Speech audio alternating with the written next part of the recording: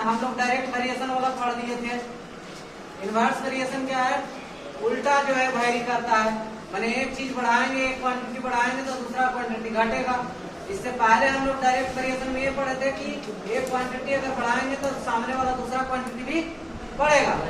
अब जो है इसमें ये हम लोग जानेंगे इनवर्स वेरिएशन में कि ये जो एक क्वांटिटी अगर बढ़ाएंगे तो दूसरा जो है घटेगा, चाहे दूसरा पहला जो है बढ़ाएंगे तो दूसरा घटेगा और पहला घटाएंगे तो दूसरा बढ़ेगा।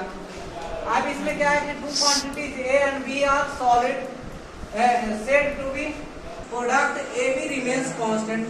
क्या करें कि दो क्वांटिटी ए और बी लें, अगर ए और बी को गुना करें तो वो कांस्टेंट रहेगा, हमेशा जो है कांस्टेंट ही रहेगा, लेकिन ए और बी जो है एक दूसरे से इनवर्सली वैरी करेगा, माने एक बढ़ाएंगे तो दूसरा घटेगा, दूसरा बढ़ाएंगे तो पहला घटेगा, ये होगा।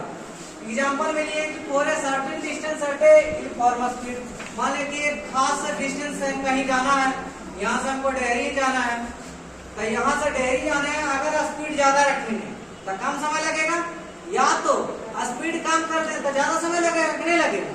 तो एक को बढ़ा रहे हैं तो दूसरा घटेगा, या तो फिर दूसरा को घटा देंगे, बढ़ाएंगे तो पहला घटेगा, समझ में रख रहे हैं। अब ये देखो for a given mass of a gas is subjected to pressure. अब एक गैस है, कोई सिलेंडर में गैस भराता है ना, अब वो प्रेशराइज करके उसमें डाला गया है, तो ज्यादा प्रेशर रहेगा, यानी कि वॉल्यूम ऑफ गैस जो है डिक्रीज करेगा, है ना। प्रेशर का जो वॉल्यूम रहेगा, ये गैस का जो वॉल्यूम रहेगा कम रहेगा। अगर वॉल्यूम ऑफ ये प्रेशर अगर कम रहेगा तो वॉल्यूम ऑफ गैस क्या होगा? ज्यादा होगा, इंक्रीज करेगा, समझ में रख रहे हैं। इनवर्सली प्रोपोर्शनल होता है। अब इसी पे हम लोग एक क्वेश्चन बनाते हैं क्या, 16 men can reach a field in 30 days। कोई फील्ड है, उसको how many men must be engaged to reach the same field in 24 days। अब उसी फील्ड को अगर 24 दिन में हमको रीप करना है तो कितना आदमी का जरूरत पड़ेगा, है कि नहीं। तो लिख required to reap a field for 16 men, 30 दिन चाहिए 16 आदमी को एक फील्ड को रीप करना है, तो एक दिन कितना आदमी को लगेगा? 30 × 16 इनवर्सली प्रोपोर्शनल है। पहले डायरेक्टली प्रोपोर्शनल में क्या कर रहे थे, डायरेक्ट वेरिएशन में क्या कर रहे थे कि यहाँ डिवाइड कर रहे थे। अब इसमें 1 का निकालना है तो मल्टीप्लाई कर देंगे।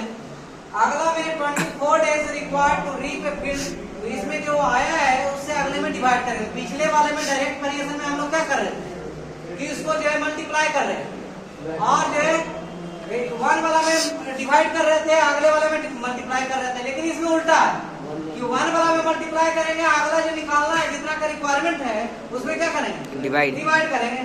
तो वही 30 × 16 डिवाइड बाई 24।